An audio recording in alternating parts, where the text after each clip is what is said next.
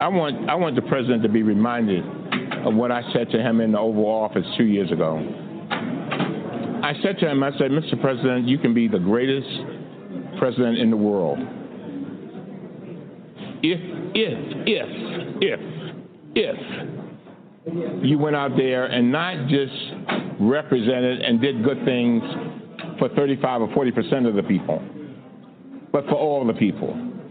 Of course, he went out and said he was going to be the greatest president in the world. Maybe he could cut out the F, but that's what I want. You know why?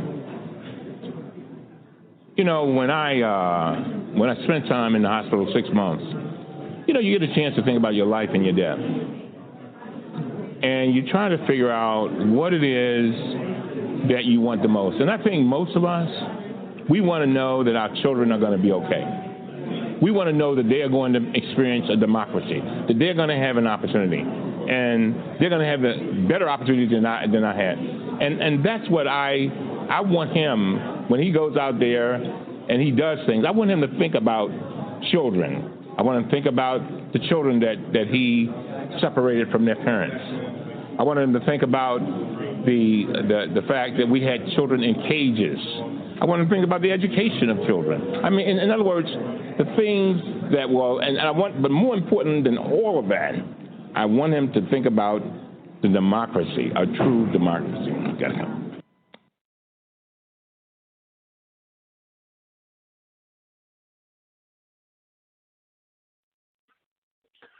Okay, as we continue here on Howcee the Gospel Blog Talk Radio, we thank you for joining us for the program tonight. Congressman Elijah Cummings, a Baltimore region, a family, a city, and a nation, mourns the loss. Learn more about this Baltimore icon and the legacy he leaves behind. Written by Donna Owens, when Elijah Cummings departed this earth in the wee hours of October 17, 2019, following a series of health challenges, American lost a congressman and a patriot. Baltimore, the city where Cummings was born and raised, lost a native son.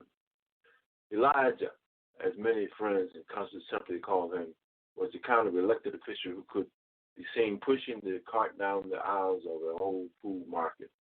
You might run into him soaking up black history at the city Reginald F. Lewis Museum, or while dining at IHOP in Baltimore's Inner Harbor. The Congressman hosted an annual Simply job fair that drew thousands. It encouraged art competition by high schools and seminars for prospective college students. He was consistent. He was consistent, present, advocating for organizations such as Roberts House, a grief center in the city, and Associated Black Charities, a community nonprofit. A gifted orator, the lawmaker delivered speeches in his trademark booming voice at countless high school and college graduation. Elijah Cummings will lie in state in the U.S. Capitol Statutory Hall next Thursday, October 24th. A private ceremony will be held for members of Congress, celebrities, and guests with Republic view following. A public wake and funeral will be held on Friday, October 20th, beginning at 8 a.m. at New Songsters in Baltimore. Elijah Cummings, a servant to all. You're listening to Howcee and Gospel Blog Talk Radio, coming to you from 231 6th Avenue, down south in Beatrice. As we play it back again, U.S. Representative Elijah Cummings, the son of a sharecropper, gone home, a servant for you as the United States of America and its citizenry. Baltimore has lost a son. Good evening and welcome to Howcee and Gospel Blog Talk Radio, coming to you from 231 6th Avenue down south here in Beatrice. Tonight we look at Elijah Cummings. Sit back and relax and listen to a young person that is a part of American history. Elijah Cummings, gone home, but a servant to all. I wanted to take this moment to thank you all for being here. we are in the middle of a vote, but I wanted to come over to say to all of you that I feel thoroughly blessed to have this kind of opportunity. First of all, to have the opportunity to serve in the Congress of the United States of America and to be able to fight. A lot of people want me to be politically correct and not use that word. But we are in a fight for the soul of our democracy. And you got to understand that. This is serious business. 200 years from now, people will write about this, period, and they will talk about it. And they will ask the question, how in the world did you all elect a Barack Obama and then move on to the present occupant of the White House? But they'll ask another question, your great-great-great-grandchildren. They'll ask this question. They'll ask the question, what did you do about it? Yep. Did you sit on the sidelines and complain? Did you concentrate on just the people who you were fighting against and not concentrate on what you were fighting for? Did you stand up? Did you holler? Did you scream? What did you do? And I have come by here to tell you that a lot of people ask me the question over and over again, are you bitter? I said, no, I'm not bitter. I don't have time to be bitter. As my mother would say, don't be bitter, be better. That's right. And so we go out now to address some very, very critical issues. The American people have asked us for a few things. Now, you got to keep in mind that there were more than 10 million Democratic votes in the primary than there were Republican votes. And we've got members who we welcome to the Congress today who have come from districts that were considered red states, red districts. And so what does that say? That says that people want accountability. They do not want us sitting on our hands and watching our president dismantle our democracy. Right. People want to make sure that they have hope for their children, that their children will do better than what they did. They want to make sure that they have health care. They want to make sure that when they get old, that they don't have a place to stay. Speaking of health care, I tell people that when I was in the hospital at Johns Hopkins for 6 months, a lady had been in there, I'd been in there for 4, she had been there for 3. And she came to me and she said, Elijah, I'm getting out today. I said, where you going? She said, I'm going home. And it was interesting because she was smiling, but then she started crying. I said, why are you crying? You get ready to get out. I got to stay here.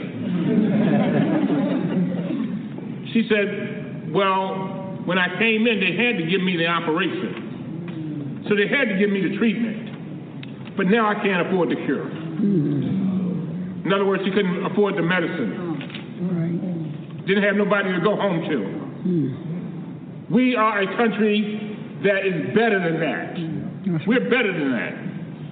And so we go out and we give it everything we got. I am so glad that my brother and sister are here. James and Yvonne. Yeah. Anybody else? And my wife is over in the gallery. She's stuck over there in the balcony. She'll be over in a few minutes. But we grew up in a household where we were taught to constantly lift up other people. We were taught to take whatever we had, whatever deck of cards we were given, or whatever hand we had, and make the best of it. My father, his favorite meal was a sweet potato. And I remember sometimes he would sit down with the sweet potato and he would take it and put it on the table and he'd say, you know, I wonder what happened when they first discovered that the sweet potato was something that you could eat. In other words, it looks all squiggly. I mean, you ever seen sweet potato? Yes. It doesn't look like something you're going to eat, really. Right. And he said then one day somebody decided to heat it up and discovered that it was food and it was nourishing to the body. His point was that no matter where you are, you can transform your life to life. That's right. And he would constantly talk about bringing life to life. And as I close, let me say this. When I got to Howard University, I had a situation where my father brought me up to Carver Hall in 1969. He drives up, and all I had was a suitcase, you know, one of them tweed suitcases, you know, the ones that get holes in them, and you know that kind of suitcase. And I had a green bag, trash bag, with all my stuff in it. I'll never forget. He drives up to Carver Hall, and he says to me, he says, "Now, boy, me and your mama, we done brought you as far as we could. We didn't have much education, but we brought you as far as we could." He said, "Now they tell me they got some good Negro professors up in here, and some white ones too. Yeah. And they're gonna teach you real good." He said, "But no matter what you do, no matter where you go, no matter what you do, remember this." He said, "I want you to go in those walls of Howard University and get blessed so you can bless. Get blessed so you can bless." That is what this is all about. And so I thank all of you for making it possible to be a part of the blessing. I often tell people come up to me all the time saying, "Oh, thank you, Congressman, thank you for this, thank you for that." And I tell them, no, you got it backwards. I said, you know, I appreciate you. I appreciate you for giving me opportunity. What is a preacher without a congregation? Come on now.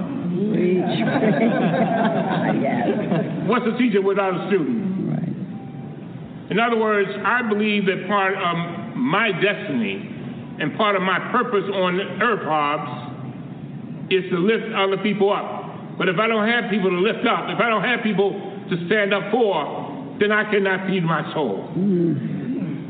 And I'm about feeding my soul. I don't want to die feeling that I did not do everything in my power to make a difference. You know why? Because somebody stood up for me. That's right. A mother and father stood up for me. Teachers stood up for me when I was in special ed. My fellow classmates stood up for me at Howard University when I was admitted into Phi Beta Kappa and didn't even know what Phi Beta Kappa was.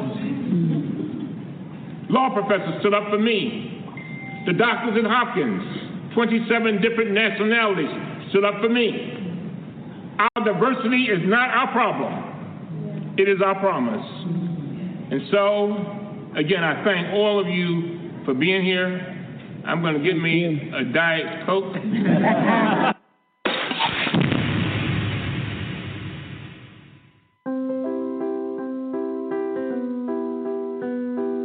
I am Elijah Cummings, member of Congress representing the state of Maryland. I think from, I guess, about the age of 9 or 10 is when I first started trying to figure out what I wanted to be. And back then, I decided I wanted to be a lawyer. And I wanted to be a lawyer because